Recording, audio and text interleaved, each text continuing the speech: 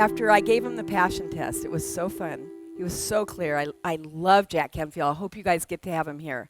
And I will help arrange that with Steiner, because Jack Canfield is just so great and clear in heart. Anyway, after I gave him the passion test, he went on Amazon when our book was coming out, and he actually wrote a review. Didn't tell us he was going to do that. And said that after taking the passion test, it actually changed the way he lived his life. Is that cool? This is a guy who travels all over the world. And, yeah, I know, that's neat. And what also was really great is that he gives this program that you're getting today in his advanced program. So just know you guys are already so advanced. It's so fabulous. So I'm going to read a list of Jack's passions to you guys. And if you hear any that you think are for you, he didn't copyright these, and you can borrow them. So I'm reading him because Jack has no boundaries.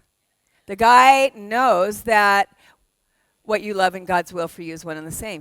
So here's Jack's, and I love Jack's, and I'm going to ask you something very interesting afterwards.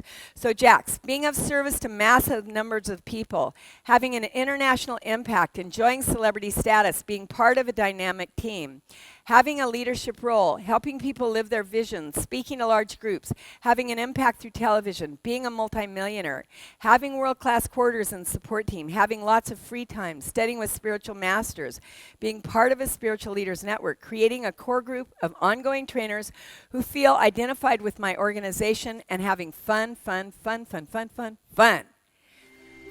How many of you just learned something new about Jack Canfield?